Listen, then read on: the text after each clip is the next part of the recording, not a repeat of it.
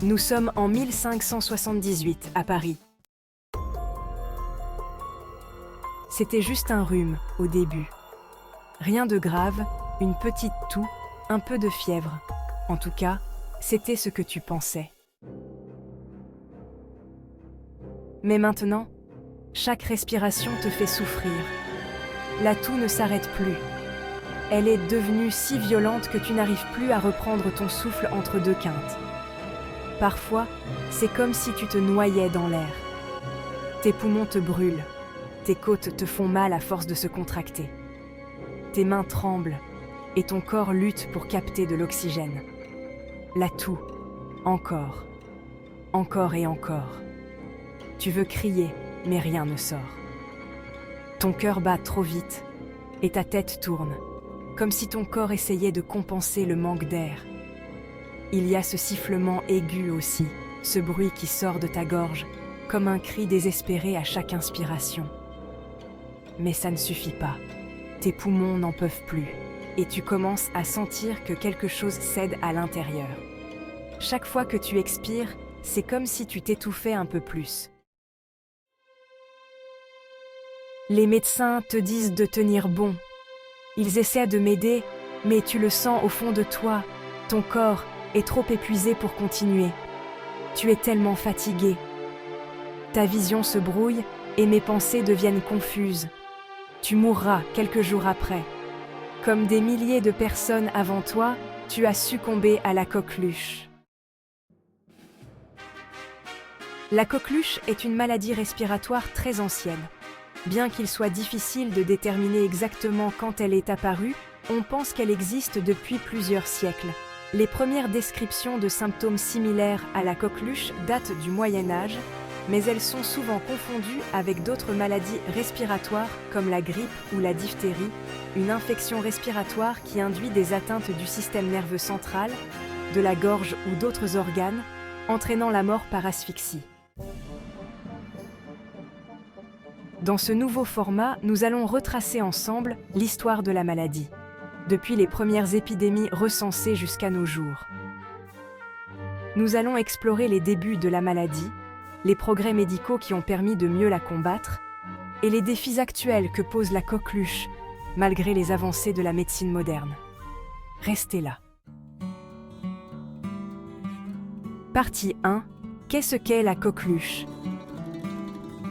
La coqueluche, également connue sous le nom de pertussis, est une maladie respiratoire bactérienne très contagieuse causée par Bordetella pertussis. Elle se propage par les gouttelettes respiratoires, ce qui la rend très contagieuse, notamment dans les environnements où les contacts sont fréquents, comme les écoles ou les crèches. Bien que tout le monde puisse être affecté, la coqueluche touche principalement les enfants non vaccinés ou insuffisamment protégés.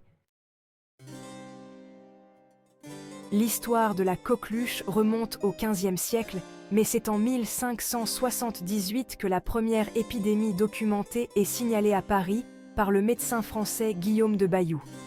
À cette époque, la coqueluche représentait une menace majeure, en particulier pour les nourrissons. L'absence de traitement efficace à cette période a conduit à des taux de mortalité élevés chez les enfants. Les conditions sanitaires de l'époque, notamment dans les grandes villes, favorisaient la propagation rapide de la maladie. Le terme coqueluche trouve ses origines dans le mot capuche, en référence à l'habitude des malades de couvrir leur tête. D'autres théories suggèrent que la toux caractéristique de la maladie, évoquant le chant du coq, pourrait avoir donné son nom à la maladie. Au cours des siècles suivants, la coqueluche a été responsable de plusieurs épidémies en Europe, avec des périodes particulièrement mortelles au XVIIIe et XIXe siècle. La coqueluche commence souvent comme un simple rhume, avec des symptômes légers tels que écoulement nasal, toux légère, fièvre modérée et fatigue. Cependant, après 1 à 2 semaines, la maladie entre dans une phase beaucoup plus grave. La toux devient violente et se présente sous forme de quintes prolongées, d'où le nom toux convulsive. Ces quintes de toux sont parfois suivies d'un chant du coq, comme mentionné plus tôt, un bruit aigu que le patient fait en inspirant fortement après une série de toux. La toux est si intense qu'elle peut entraîner des vomissements après les quintes, de l'épuisement et une difficulté à respirer. Chez les nourrissons, les symptômes peuvent être encore plus graves. Ils peuvent cesser de respirer pendant quelques secondes, ces apnées, ou avoir des convulsions à cause du manque d'oxygène. Plusieurs mécanismes de la coqueluche peuvent entraîner la mort. Insuffisance respiratoire. Les quintes de toux peuvent obstruer les voies respiratoires et empêcher l'air de circuler correctement, ce qui peut conduire à un manque d'oxygène et à l'arrêt respiratoire. Pneumonie. La coqueluche peut entraîner des complications comme la pneumonie, une infection des poumons, qui est souvent fatale chez les jeunes enfants. Convulsions et lésions cérébrales. Chez certains enfants, le manque d'oxygène dû à la toux ou aux apnées prolongées peut causer des lésions cérébrales, entraînant des convulsions ou des dommages irréversibles. Épuisement physique. Les quintes de toux sont si épuisantes qu'elles affaiblissent gravement les patients, rendant leur corps plus vulnérable à d'autres infections ou à des défaillances organiques. Sans traitement, la coqueluche peut durer des semaines, voire des mois, ce qui la rend encore plus dangereuse pour les jeunes enfants ou les personnes immunodéprimées. Même avec un traitement, si celui-ci n'est pas administré assez tôt, la maladie peut entraîner des complications graves et durables. Partie 3. Les épidémies à travers l'histoire. Épidémie de 1578 à Paris. La première épidémie documentée de coqueluche a eu lieu en 1578 à Paris, où elle a été décrite par le médecin français Guillaume de Bailloux. À cette époque, les traitements médicaux étaient inefficaces et la coqueluche représentait une cause importante de mortalité infantile. Les villages et les villes étaient impuissants face à la propagation rapide de la maladie qui touchait principalement les enfants en bas âge. Grandes épidémies du XIXe siècle. Tout au long du XIXe siècle, la coqueluche a continué à être une cause majeure de décès, avec des épidémies fréquentes dans les grandes villes d'Europe et des États-Unis. En l'absence de vaccination, les mesures sanitaires reposaient principalement sur l'isolement des malades et des tentatives de quarantaine, mais ces méthodes n'étaient pas suffisantes pour contrôler la propagation.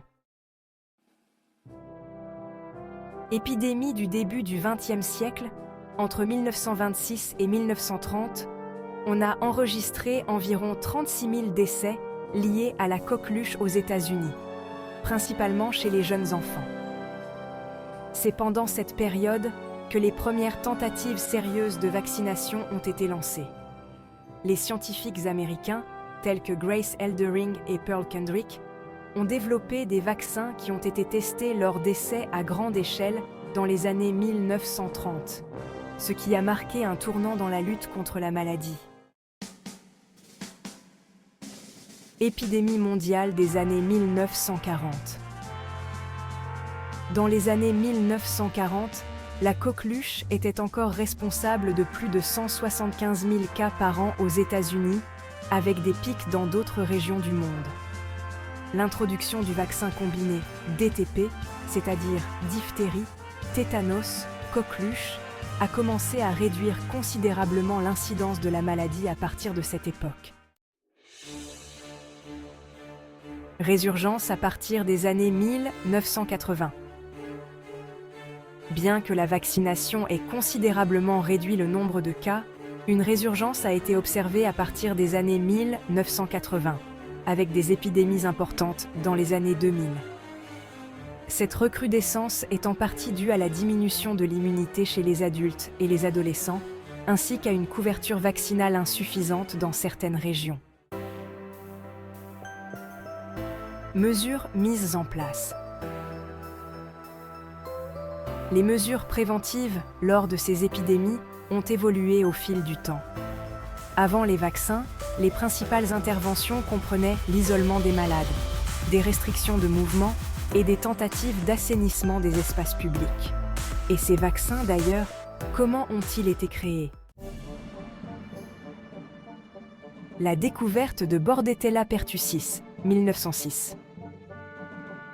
En 1906, les microbiologistes Jules Bordet et Octave Jeangoux ont découvert la bactérie responsable de la coqueluche dans une expectoration d'un enfant de 5 mois, qu'ils ont initialement appelé Bacillus pertussis. Cette découverte a marqué un tournant majeur dans la compréhension de la maladie. Jusque-là, la coqueluche était mal comprise et souvent confondue avec d'autres maladies respiratoires, comme la diphtérie. Bordet et Jeangoux ont isolé la bactérie en utilisant des cultures d'échantillons respiratoires, ce qui a permis d'identifier l'agent causal exact. Cette avancée a permis d'améliorer considérablement la gestion des épidémies et a ouvert la voie à la recherche de traitements spécifiques ainsi que d'un vaccin contre la maladie. Développement du vaccin contre la coqueluche. Les premiers travaux sur un vaccin contre la coqueluche ont débuté dans les années 1920 avec des études pionnières menées par des chercheurs tels que Madsen aux îles Féroé. Aux États-Unis, les scientifiques Grace Eldering et Pearl Kendrick ont joué un rôle crucial dans le développement du premier vaccin efficace dans les années 1930. En 1934, elles ont lancé des essais à grande échelle à Grand Rapids, au Michigan, qui ont montré que leur vaccin, fabriqué à partir de cellules entières de Bordetella pertussis, offrait une protection significative contre la coqueluche. Dans les années 1940, ce vaccin a été largement adopté, ce qui a permis de réduire considérablement la mortalité infantile liée à la coqueluche. Cependant, les vaccins à cellules entières provoquèrent parfois des effets secondaires indésirables, ce qui a conduit des chercheurs comme Yuji Sato à travailler sur un vaccin dit acellulaire dans les années 1970. Ce dernier contenait principalement la toxine pertussique et d'autres antigènes purifiés. Ce vaccin acellulaire, moins réactogène, a été adopté dans de nombreux pays au cours des années 1980 et 1990. Traitement et gestion des épidémies. En parallèle du développement des vaccins, les avancées en immunologie et en médecine ont permis de mieux gérer les épidémies de coqueluche. Les antibiotiques, tels que l'érythromycine et l'azithromycine, sont devenus les principaux traitements pour réduire la durée de la maladie et prévenir sa propagation. Ces antibiotiques, s'ils sont administrés rapidement après l'apparition des symptômes, peuvent éradiquer la bactérie des sécrétions respiratoires et limiter la contagiosité. En outre, la vaccination de masse a considérablement changé la dynamique des épidémies. Avant l'introduction des vaccins, la coqueluche causait des centaines de milliers de cas chaque année dans des pays comme les États-Unis. Avec la généralisation des vaccins DTP, diphtérie, tétanos, coqueluche, après les années 1940, le nombre de cas et de décès a chuté de façon spectaculaire. Cependant, au début du XXIe siècle, une résurgence de la coqueluche a été observée dans plusieurs pays, en partie due à l'atténuation de l'immunité conférée par les vaccins acellulaires. Des stratégies comme la vaccination des femmes enceintes et des rappels réguliers pour les adolescents et les adultes sont désormais mises en œuvre pour contenir cette résurgence.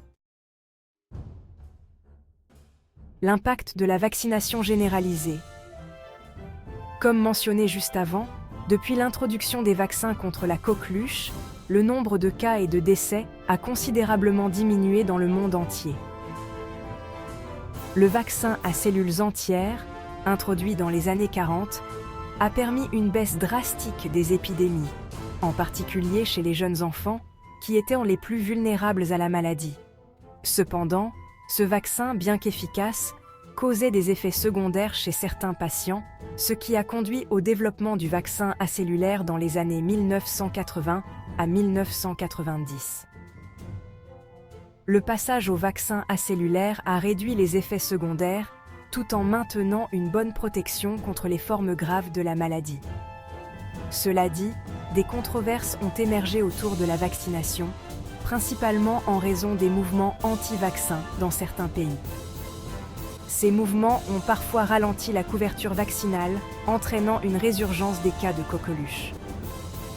La vaccination reste néanmoins l'outil le plus efficace pour prévenir les formes sévères de la maladie et protéger les populations vulnérables, en particulier les nourrissons. Résurgence de la maladie.